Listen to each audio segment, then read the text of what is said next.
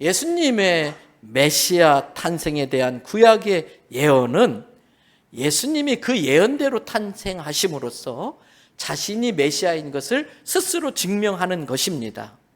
그 중에 하나가 오늘 우리가 살펴볼 내용인 바로 동정녀를 통한 마리아의 탄생입니다. 우리가 예수님에 대해서 신앙 고백하면서 이렇게 고백합니다. 나는 그의 유일하신 아들 우리 주 예수 그리스도를 믿습니다. 그리고 그 다음에 뭐라고 고백합니까? 그는 성령으로 잉태되어 누구에게? 동정녀 마리아에게 나시고, 이렇게 고백해요.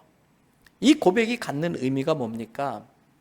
예수님의 동정녀 탄생, 이사야서 7장 14절에 예언된 예수님의 동정녀 탄생은 구약의 예언을 입증함으로써 자기가 메시아라는 것을 증명하는 것뿐만 아니라 더 큰 의미가 있습니다. 더 특별한 의미가 있습니다. 예수님의 동정녀 탄생을 해야 됐었던 이유는 하나님의 공의를 만족시키기 위해서입니다. 뭘 만족시켜야 한다고요? 하나님의 공의. 공의로우신 하나님의 성품을 만족시키기 위해서는 예수님은 동정녀를 통해 태어났었어야 됩니다. 아담의 범죄 이후로 태어난 모든 인간은 죄를 유전으로 물려받고 태어나는 죄인들로 태어납니다. 그래서 사도 바울은 로마서 3장 10절과 23절을 통해서 이 세상에는 하나님의 영광에 이를 만한 의인은 하나도 없다. 다 죄인들이라 하나님의 영광에 같이 감당할 수 있는 의인은 하나도 없다 그랬어요. 로마서 3장 10절 이하의 말씀을 짚어드립니다. 기록된 바 의인은 없나니 얼마나 없다? 하나도 없다. 그래서 11절에 자기가 죄인인 걸 깨닫는 자도 없고 자기가 죄로 멸망당할 걸 깨닫는 자도 없고 예수님이 구세주라는 걸 깨닫는 자도 없고 자기의 구원을 위해서 하나님 앞에 엎드리는 자도 없고 12절 다 자기가 잘난 줄 알고 자기 소견에 오를 대로 한 곳으로 치우쳐서 자기의 편견과 자기의 상식과 지식이 최고인 줄 알고 그래서 결과적으로는 자기 인생에 무익한 것들에 매달리고 선을 행하는 자가 없나니 하나도 없고 그래서 13절에 인간들의 모습이 겉은 그럴듯하지만 그 목구멍은 열린 무덤 같고 그 혀는 사람들을 사기치고 속이는데 주로 사용되고 그 입술에는 남을 괴롭히고 죽이는 독이 가득하고 14절 그 입에는 나오는 말마다 저주와 악독이 가득하고 15절 그 발은 남을 해치는 데 빠르고 그래서 결국 16절에 남의 인생도 파멸시키고 다른 사람도 고생시키고 가족도 고생시키고 자기도 파멸당하고 자기도 고생한다는 거예요. 그러면서 17절 계속 요즘 반복합니다. 진짜 복 중의 복은 평강의 복인 줄로 믿습니다. 그런데 이 예수 믿으면서도 평강을 누리지 못해. 예수 안 믿을 때도 평강을 못 누렸는데 예수 믿으면서도 이 평강의 복을 못 누리는 건 억울한 일이지요. 그러면서 18절에 사람들이 그들의 눈앞에 하나님이 계시다는 걸 뻔히 보여주는데 그런데 눈앞에 하나님이 있음에도 하나님을 두려워하지 않는 게 우리 사람들의 모습이라는 거예요. 그 결과는 뭡니까? 로마서 6장 23절의 말씀대로 죄의 싹은 사망이다, 죽음이다. 그런데 우리는 하나님이 내 아버지라고 믿지 않아요. 하나님이 내 아버지잖아요. 자식이 지옥에 멸망당하고 있는데 그냥 보고 있을 부모가 어디 있습니까? 하나님도 마찬가지입니다. 하나님의 자녀인 우리들이 지옥에 멸망당하는 것을 그냥 보고 계시지 않습니다. 하나님은 우리의 죄의 문제를 해결해 주시고 우리를 지옥에서 건지시기로 작정하십니다. 그런데 문제는 죄의 값, 죄의 싹입니다. 아무리 하나님이라 하시더라도 우리를 구원해 주시려면 죄의 싹을 지불하셔야 됩니다. 왜? 하나님은 공의의 하나님이시기 때문에 그렇게 하셔야 됩니다. 예를 들면 이런 겁니다. 어떤 마을에 아주 존경받는 공의로운 재판장이 계셨어요. 이분은 절대 좌로나 우로나 치우치지 않고 공부롭게 공평하게 재판을 하기 때문에 존경을 받아요. 그런데 어느 날 자기 아들이 죄를 지었어. 재판을 받게 됐어요. 근데 이 재판장님이 야, 그래도 너는 내 새끼인데 내 자식인데 봐줄게. 그리고 감옥에 안 보내고 내보냈어요. 그 다음날 온 동네에 소문이 쫙 퍼졌어요. 그때부터 이 재판장은 공의로운 재판장입니까? 불의한 재판장입니까? 불의한 재판장. 더 이상 사람들이 그 재판장을 존경하지 않습니다. 그 재판장은 다른 사람을 재판할 자격을 잃어버리고 마는 것입니다. 하나님도 마찬가지입니다. 하나님은 인류의 죄를 심판해야 될 심판주이십니다. 때문에 공의로우셔야 됩니다. 그런데 내가 사랑하니까 너는 죄의 싹을 치르지 않고도 구원받을 수 있어. 너 죄의 값을 치르지 않고 내가 너 구원해 줄게. 그 순간 하나님은 더 이상 공의로운 하나님이 못 되시는 겁니다. 그래서 하나님은 자기의 공의를 지키기 위해서 죄의 싹을 지불하기로 작정하는데, 문제는 죄의 싹이 뭐예요? 죄의 싹은 사망이라는 거예요. 아무리 눈 씻고 봐도 죄의 싹을 치를 만한 의로운 인간이 한 명도 없습니다. 단 한 명도 없습니다. 온통 죄인밖에 없습니다. 그래서 하나님은 특단의 조치를 내립니다. 하나님은 아주 특별한 경우가 아니고는 자기가 만든 창조 질서를 깨트리지 않습니다. 아주 정말 고민하시다가 특별한 경우에만 자기가 정한 창조 질서를 깨트리면서 특별한 일을 일으키는 기적을 행하시기는 합니다. 그러나 웬만해서는 본인이 정한 창조 질서를 깨트리지 않습니다. 그런데 창세기 3장에 그러한 기적이 일어납니다. 창조 질서를 깨트리는 기적이 일어납니다. 하나님이 죄 없는 어린 양을 죽입니다. 죽일 만한 이유가 없는데, 죽일 만한 죄가 없는데 죄 없는 어린 양을 죽이는 거, 그게 기적이에요. 하나님 입장에서는. 어떻게 죄 없는 어린 양을 하나님이 죽여요? 공의로운 하나님이. 이유는 하나입니다. 하나님이 따먹지 말라고 한 선악과를 아담과 하와가 따먹었습니다. 선악과는 하나님을 하나님으로 인정해 달라고 하는 최소한의 장치입니다.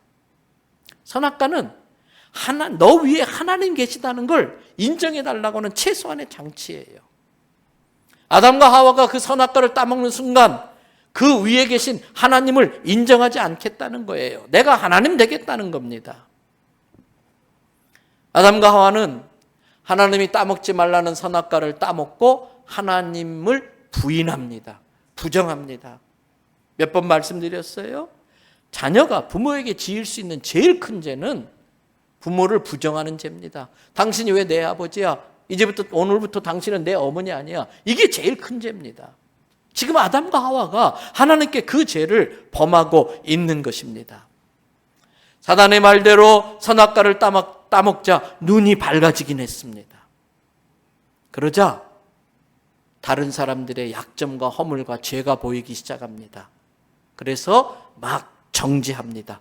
정죄는 하나님만 하실 수 있는데 이제 자기 위에 하나님이 없으니까 자기가 하나님인 줄 알고 막 사람들을 정죄해요. 그런데 뭐 눈에는 뭐만 보인다? 네. 요즘에 또 그게 바뀌었나요? 돼지 눈에는 돼지만 보인다. 이 아담이 다른 사람의 허물을 보면서 막 정죄하니까 저 녀석도 나를 그렇게 보고 나를 그렇게 정죄하겠네? 그러면서 자기가 죄를 짓고 가장 인간이 먼저 한 일이 창세기 3장 7절에 나와요. 같이 한번 읽어봐 주시겠습니까? 이에 그들의 눈이 밝아져 자기들이 벗은 줄을 알고 무화과 나무 잎을 여고 치마로 삼았더라. 큰 나무 잎사귀로 치마를 엮어서 딱 자기의 부끄러운 걸 가리고 나는 완전해, 나는 깨끗해, 나는 하나님이야. 지금 그러고 있는 거예요. 그런데 이거 임시방편이에요. 하루만 햇볕 쫙 쬐면 어떻게 됩니까? 다 말라 부스러집니다. 그래서 죄를 지은 인간이 두 번째 생각한 방법이 있습니다. 그게 창세기 3장 8절입니다. 그들이 그날 바람이 불 때 동산에 거니시는 하나님의 소리를 듣고, 그럼 반가워해야지요. 맛있는 간식을 사오는 아버지가 들어오는 소리를 들으면 애들은 반가워해야지요. 여러분, 하나님은요, 왜 우리를 만드셨을까? 부모의 가장 큰 보람과 즐거움이 뭔지 아세요? 하루 종일 땀 흘리고 일했어도 저녁에 아이들과 함께 시원하게 샤워하고 복숭아 같이 깎아 먹고 그날 하루 있었던 일 아이들과 두런두런 이야기하는 거, 그게 제일 보람이잖아요. 지금 하나님은 에덴 동산에서 아담과 하와와 그렇게 교제하려고 아담아 이렇게 불렀는데 아담과 하와는 숨어버려요. 하나님의 낯을 피하여 숨어버려요. 이것이 죄를 지은 인간이 한 두 번째 행동입니다. 하나님을 피하는 겁니다. 그러나 하나님은 피할 수 있는 분이 아닙니다. 어디 하나 계십니다. 하나님 피해 숨을 수 있는 곳은 아무것도 없습니다. 여러분, 죄인이 하나님을 피해 숨을 곳은 어디도 없다는 걸 깨달으시기 바랍니다. 하나님이 숨은 아담과 하와를 찾으세요. 그리고 그 인간에게 묻습니다. 창세기 3장 9절 뭐라고 물어보시는지 보세요. 같이 한번 읽어봐 주세요. 여호와 하나님이 아담을 부르시며 그에게 이르시되 내가 어디 있느냐? 내가 어디 있느냐? 성도 여러분, 지금 이 시간에도 하나님께서 우리에게 물으세요. 네가 있어야 될 자리에 있니? 네가 지금 어디에 있니? 창세기 1장에 보니까 흑암의 권세가 딱 가두고 있으니까 혼돈하다 그랬어요. 근데 하나님이 빛이 있으라! 하나님 말씀이 임하니까 어둠이 물러가니까 이게 왜 여기 있지? 제자리 없는 게 혼돈이에요. 있어야 될 자리에 제자리 찾아가는 게 정돈이에요. 오늘 하나님께서 우리에게 네가 어디 있느냐 물어보고 있습니다. 이 질문에 당당히 대답할 수 있는 자리에 있기를 바랍니다. 결국 하나님께 아담과 하와는 들킵니다. 그래서 숨는 것도 안 되자 사람이 죄를 짓고서 하는 세 번째 행동이 나옵니다. 그건 죄를 무시하는 겁니다. 은근슬쩍 두리뭉실 그냥 넘어가는 겁니다. 하나님께서 아담과 하와에게 물었어요. 너 왜 숨니? 그러자 뭐라고 대답하는지 창세기 3장 10절에 보세요. 이르되 내가 동산에서 하나님의 소리를 듣고 그다음 뭐라고 되어 있어요? 벗었으므로. 두려워서 숨었는데 그 숨은 이유가 뭐 선악과를 따먹었기 때문이 아니고 벗었으므로. 왜 그런지 아세요? 하나님께서 자기를 정죄할 것 같으니까. 자기의 벗은 수치스러운 모습을 보고 하나님도 자기를 정죄할 것 같으니까 숨는 거예요. 그래서 죄 지은 자들은 하나님께 나오려고 하지 않고 숨어요. 그런데 우리의 믿음은 뭡니까? 하나님은 아버지예요. 우리가 죄인임에도 불구하고 사랑하시는 아버지이신 줄 믿습니다. 그 믿음으로 하나님께 나아가는 거예요. 아담의 대답이 아주 교묘합니다. 선악과 따먹었다는 이야기는 일치 안 합니다. 내가 벗어서 두려워서 숨었다고 말만 합니다. 그런데 여러분, 실은 이때가 기회였습니다. 하나님께서 너 왜 숨었니? 물었을 때가 기회였었습니다. 그때 말해야지요. 하나님 죄송해요. 하나님 죄송해요. 제가 잠깐 정신이 나갔었나 봐요. 선악과 자꾸 바라봤더니 아주 먹음직하고 보암직도 하고 저거 먹으면 지혜롭게 될 것 같아서 그냥 따먹고 말았어요. 잘못했어요. 용서해 주세요. 그랬으면 돼요. 그랬으면 돼요. 근데 그렇게 안 해요. 뭐라고 한지 아세요? 창세기 3장 12절 보세요. 같이 읽어봐 주십니다. 아담이 이르되 하나님이 주셔서 함께 있게 하신 여자 그가 그 나무 열매를 내게 주었으므로 내가 먹었나이다. 누가 준 여자? 하나님이 나와 함께 있으라고 준 여자가 먹으라고 그래서 하도 졸라서 가정의 평화를 위해 먹었습니다. 그러니까 그 여자 나한테 주신 하나님 책임 50%, 나한테 그거 먹으라고 한 아내 책임 50%. 정말 치사해요. 하와한테 다 뒤집어 씌우는 거예요. 사람이 죄를 짓고 그걸 피하고 싶어서 네 번째 취한 방법이 남에게 뒤집어 씌우기입니다. 책임 전가하기입니다. 하와는 뭐라고 말합니까? 창세기 3장 13절에서 뱀이 먹으라고 해서 먹었어요. 이렇게 막 핑계대고 하는 그 아담과 하와의 모습이 안쓰러웠어요. 그래서 하나님은 이번에 또 특단의 조치를 취한 겁니다. 죄 없는 어린 양을 택하여 죽입니다. 오늘 이사야서 53장이 그 어린 양의 모습을 그렇게 설명하는 거예요. 우리의 죄를 대신 뒤집어 쓰고 도살장에 끌려가는 양같이 끌려가서 산채로 껍질이 벗겨져요. 오늘 본문을 가지고 예수님의 고난에 대한 말씀은 다음 주에 좀 더 깊이 드리도록 할 겁니다. 그 죄 없는 어린 양을 죽입니다. 가죽을 벗깁니다. 그리고 그 벗긴 가죽으로 아담과 하와를 위하여 옷을 지어 입힙니다. 창세기 3장 21절 말씀. 다 같이 읽습니다. 여호와 하나님이 아담과 그의 아내를 위하여 가죽옷을 지어 입히시니라. 그러나 이것도 임시방편이에요. 죄를 지을 때마다 양을 잡아서 속죄 제사를 지내야 하는 겁니다. 매번 그렇게 양을 잡고 제사를 드리는 그 모습이 하나님 보시기에 또 그것도 안 돼 보였어요. 이게 부모의 마음이잖아요. 안쓰러운 거예요. 그래서 하나님이 아주 큰 결심을 하고 또 특단의 조치를 내립니다. 그 특단의 조치가 완전히 거룩한 분으로서 죄의 값을 치를 필요가 없는 사람의 몸으로 오신 하나님이신 사람의 몸으로 오신 하나님이신 예수님께 그 죄를 다 뒤집어 씌우는 거예요. 근데 그 예수님이 이 땅에 오실 때에 사람의 방법으로 오면은 죄가 유전되기 때문에 천지를 지을 정도의 능력이 있으신 하나님은 못하실 게 뭐가 있겠어요. 그래서 처녀 마리아의 몸을 빌려서 성령으로 잉태하셔서 이 땅에 오신 것입니다. 그분이 예수님이세요. 그분의 탄생에 대해서 사도 요한은 요한복음 1장 14절에서 이렇게 말씀합니다. 다 같이 읽습니다. 말씀이 육신이 되어 우리 가운데 거하심에 우리가 그의 영광을 보니 아버지의 독생자의 영광이요 은혜와 진리가 충만하더라. 그 사람의 몸으로 오신 하나님, 사람의 몸으로 오셨지만 우리와 같이 여러 가지 시험을 받지만 연약한 우리와 달리 죄는 짓지 아니하심으로 자기의 완전성을 유지하고 계시는 예수 그리스도, 그분에 대해서 세례 요한이 요한복음 1장 29절에서 이렇게 소개합니다. 이튿날 요한이 예수께서 자기에게 나오심을 보고 세례받으러 나오세요. 예수님은 세례받을 필요 없습니다. 그럼에도 인간의 몸으로 왔기 때문에 인간에게 필요한 모든 절차를 다 밟으세요.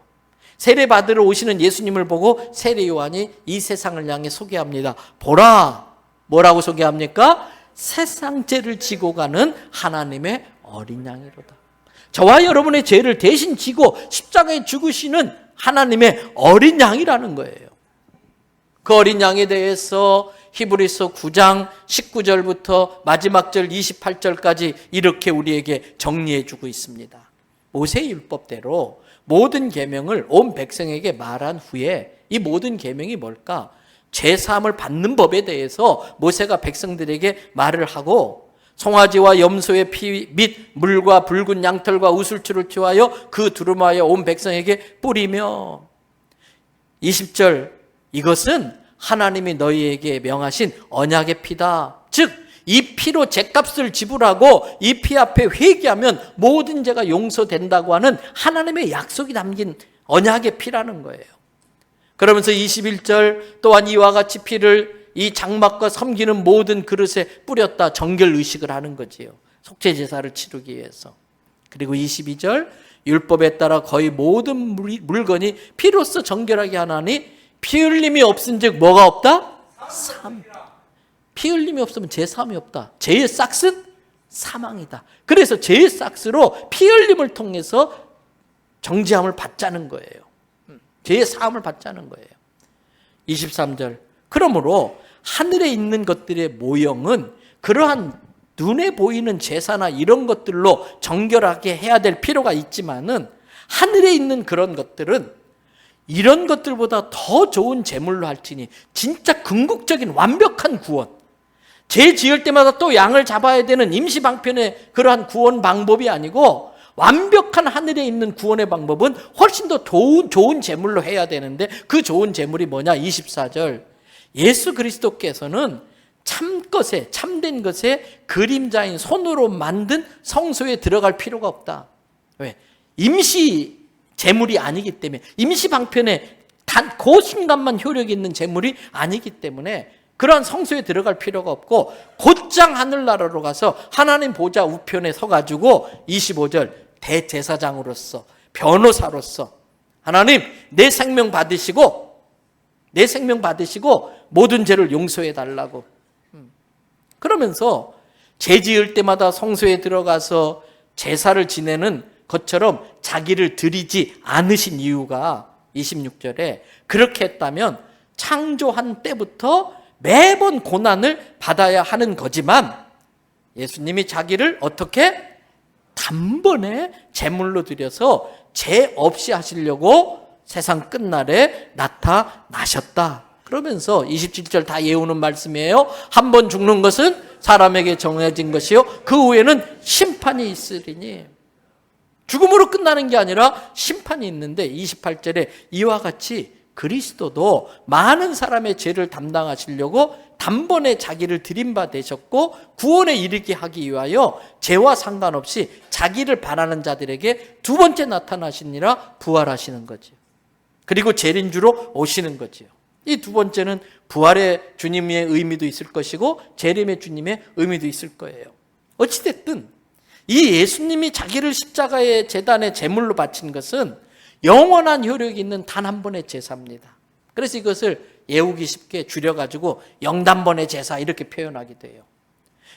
단 한 번의 제사로 영원한 효력이 있는 영단번의 제물로 예수님이 자기를 바치신 것입니다. 이것이 하나님이 자기의 공의를 훼손시키지 않고도 동시에 우리를 지옥에 보내지 않고 구원하시는 하나님의 방법입니다. 이제부터 우리의 차례입니다. 여기까지 하나님이 하실 수 있는 건 다 하셨습니다. 이제부터 우리의 차례입니다. 우리가 할 일은 뭡니까? 하나님께서 아담과 하와를 위하여 어린 양을 잡아 가죽옷을 지어다 주었습니다. 그걸 입으면 됩니다. 그걸 입으면 더 이상 나무 이파리로 치마 만들 일 없습니다. 그냥 입으면 됩니다. 그런데 안 입어요. 그러면 효력이 없습니다. 하나님은 인격적인 하나님이라 어거지로 입히지 않습니다. 스스로 자기가 선악과를 따먹은 것을 인정하고 내 능력으로 선악과를 따먹음으로써 벌어진 사태를 수습할 수 없다는 것을 인정하고 하나님이 마련한 방법, 죄 없이 나 대신 죄값을 지불하면서 양을 죽이면서 만든 그 가죽옷을 내가 입으면 됩니다. 그게 끝입니다. 그런데 안 입어요? 그러면 여전히 죄의 권세 아래 있는 거예요. 그리고 심판받아 지옥 가는 거예요. 내 영혼으로 죄의 값을 지불해야 되기 때문에 그렇습니다. 안 됩니다. 그렇게 되면 안 됩니다. 부모의 사랑과 은혜를 거부하는 것처럼 바보스러운 짓은 없습니다. 마찬가지로 하나님의 사랑을 거절하는 것처럼 어리석은 것은 없습니다. 회개는 죄를 인정하는 겁니다. 동정녀 마리아를 통해 태어나신 예수님이 아니면 저의 죄가 용서받을 길이 없다는 것을 깨닫고 예수님 앞에 나와 내 죄를 인정하고 고백하고 용서를 구하는 것, 그거 회개입니다. 예수님이 이 세상에 오셔서 가장 먼저 하신 말씀이 마태복음 3장 2절이지요. 회개하라, 천국이 가까웠느니라. 회개하는 마음으로 어린 양 되신 예수님께 내 모든 죄를 고백하고 용서를 구하시기 바랍니다.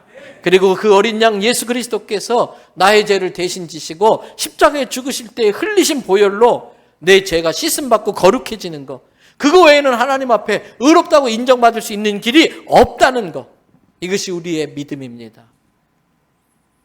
우리의 신앙 고백입니다. 나는 그의 유일하신 아들 우리 주 예수 그리스도를 믿습니다. 그는 내 죄의 문제를 해결해 주시기 위한 구세주가 되시기 위하여 성령으로 잉태되어 동정녀 마리아에게 나신 것을 저는 믿습니다. 이것이 저와 여러분의 신앙 고백 되기를 주님의 이름으로 축원합니다.